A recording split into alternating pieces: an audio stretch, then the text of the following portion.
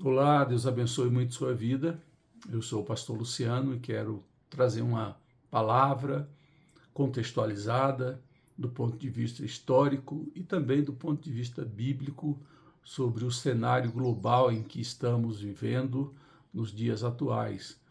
Eu falo hoje do dia 19 de janeiro de 2025.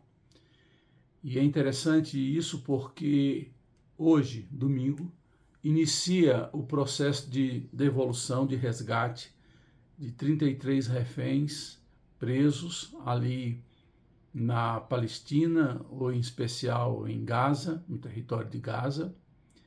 Para quem ainda não está bem situado, no dia 7 de outubro de 23, em torno de 4.000 a 10.000 pessoas saíram de Gaza e entraram em território israelense, precisamente no sul do Estado judeu, e ali mataram mais de 1.200 pessoas de forma monstruosa, crianças, bebês, homens, velhos, velhas e mulheres, e todo tipo e toda faixa etária foram indiscriminadamente vítimas desse ataque covarde, maldoso, um verdadeiro genocídio, porque a intenção era de matar uma raça.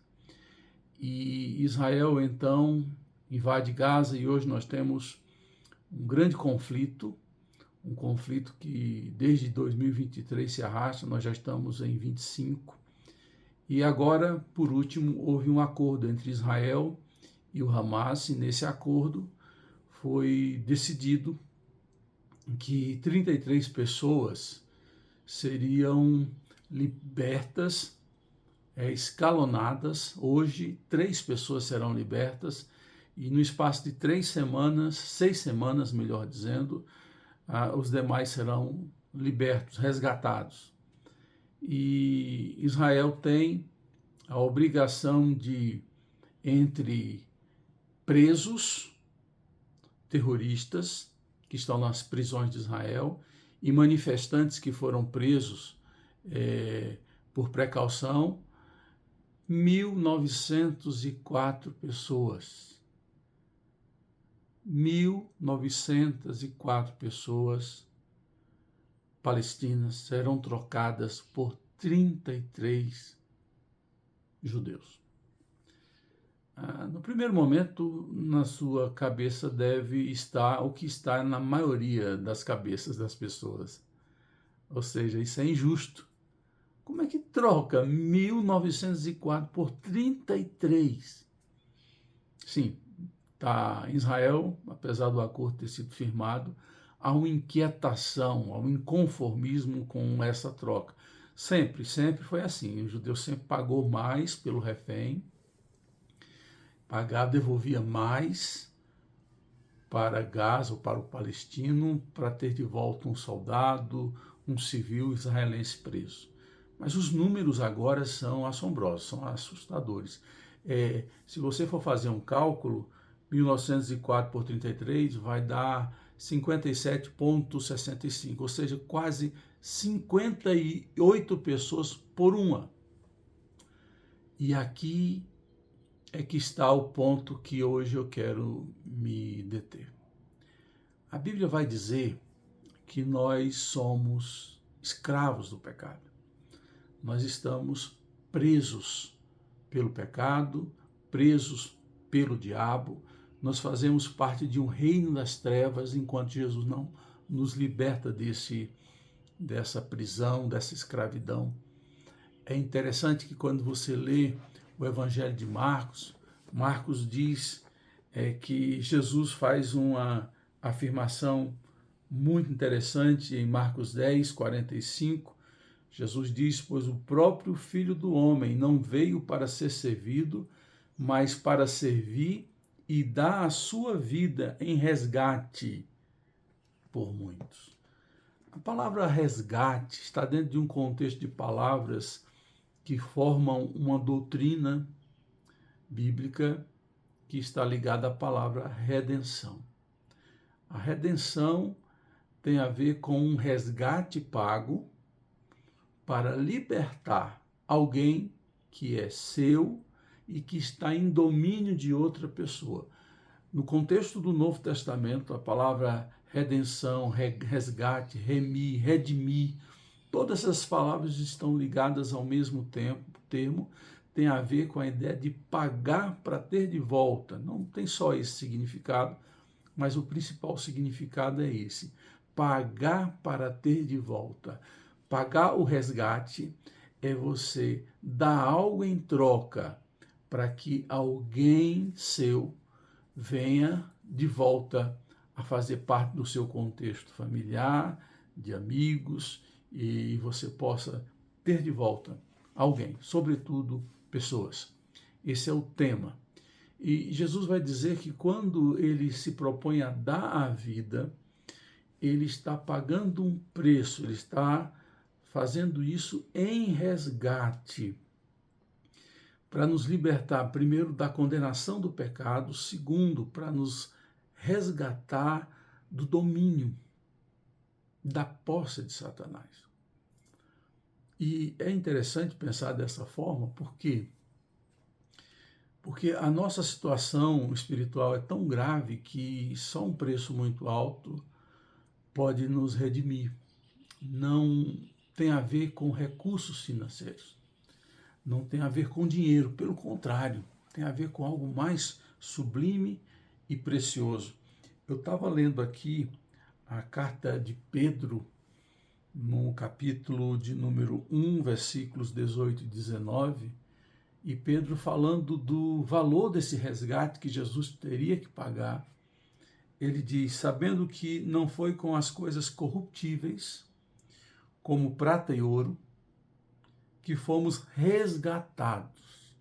Pedro está olhando para a história da salvação do futuro e vendo o passado e fazendo uma análise do presente e do passado, dizendo: se hoje a gente está livre da condenação e da morte, é porque Jesus se ofereceu e foi oferecido, porque essas duas ações estão envolvidas. Jesus vai dizer em João 10 que ninguém tira a vida dele, ele espontaneamente dá. Ou seja, é um ato voluntário de Jesus de se entregar por nós como resgate. E também, quando você vai ver outros conteúdos bíblicos, como João 3,16, você vai descobrir que Jesus foi dado por Deus como um valor, como um preço, a sua vida foi dada por Deus para que, ao ser entregue por nós e morrer por nós, ele estava ali pagando um resgate para a nossa libertação, para o nosso perdão, para a nossa, para o nosso retorno a Deus. Ao mesmo tempo, eu me lembro agora de Colossenses 1,18, quando Paulo vai trazer essa imagem, vai dizer que nós fomos transportados do império das trevas para o império do reino do Filho de Jesus Cristo, o Filho do seu amor. Se antes nós estávamos presos, agrilhoados, como reféns, agora Jesus, quando morre, quando entrega a sua vida, e a sua vida é paga como resgate, ele nos transporta de um reino para um outro. Se o reino antes era de Satanás, e nós estávamos debaixo da potestade, do domínio de Satanás, a Bíblia vai dizer que nós somos transportados para o reino do Filho, o reino de Jesus. O reino que o domínio agora não é trevas, é luz. Onde a escravidão, a prisão não impera, agora é liberdade. Onde a morte não tem mais lugar, mas a vida. Onde a qualidade de vida é outra, a expressão é de liberdade. Então, o resgate foi pago pelo precioso sangue de Jesus. É essa a conclusão que Pedro vai chegar no capítulo 1. Não foi com ouro e prata, porque isso é matéria. E o nosso pecado, a nossa desgraça era tão grande que só o próprio Filho de Deus, morrendo por nós, que reuniria todas as condições para que o preço exigido fosse pago. Mesmo eu, se a gente fosse trabalhar como hipótese teológica, se eu entregasse a minha vida pelo dano que eu causei a Deus ao me afastar dele e ao viver em rebelião e desobediência, a minha própria vida não seria capaz de pagar a minha conta, a minha culpa. Por isso que Deus teve que providenciar e entregar o seu próprio filho, porque somente ele, o santo justo, morrendo pelos imperfeitos, pelos infiéis, pelos degradados, que poderia pagar essa conta. O resgate foi muito caro. Então, voltando ao tema histórico atual sobre o acordo de Israel com o Hamas, aparentemente parece injusto você fazer uma avaliação matemática, né? Um refém por 58, é como se o Hamas visse o palestino como valendo mais do que um judeu. E no coração é isso que eles veem mesmo. Eles nutrem um ódio pelo povo judeu e essa forma de ver faz com que eles supervalorizem os seus e depreciem os judeus. E a visão da injustiça que muitas vezes nós temos é de pensar como é que os israelenses se submetem a essa matemática injusta. E aí é que está o segredo.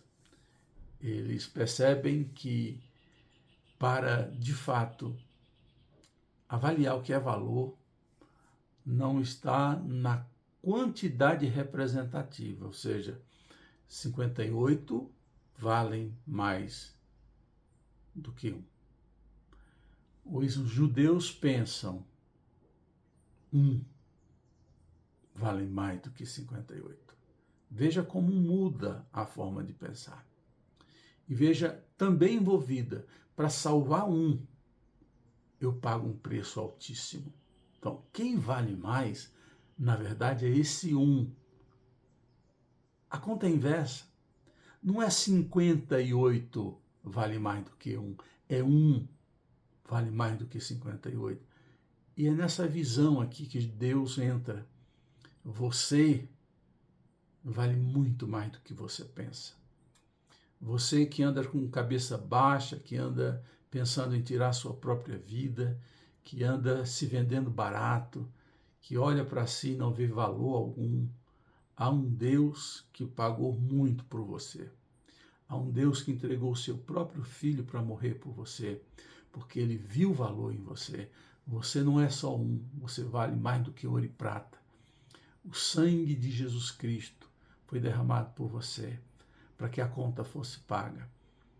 E essa missão que temos de anunciar esse evangelho, Paulo vai falar justamente isso em Atos 26, quando ele diz que a missão que Deus deu para ele foi de anunciar o evangelho e tirar as pessoas das trevas para a luz, do poder, da potestade, é o termo que aparece, a potestade de Satanás, e transportar para o reino de Deus. É a libertação plena. E um preço alto foi pago. Que todo esse conflito possa nos ensinar, em última instância, o valor que você tem e o valor que Deus faz com que você tenha. Porque é outra forma de compreensão. Você não tem valor, por isso Deus está pagando o seu preço. Deus te fez valer mais, por isso que Ele paga o preço de entregar o seu próprio filho por você, de te dar a redenção, de remir os seus pecados, de pagar o resgate para te ter de volta. É injusto, porque nós não merecemos, não há em nós nenhuma virtude que nos dê direito a Deus pagar, entregar o seu filho por nós. É obra da generosidade, da bondade, do amor de Deus em nos resgatar.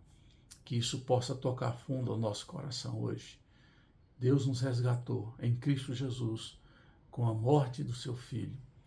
E a gente precisa, cada dia, pensar nisso e louvá-lo, porque isso é extraordinário.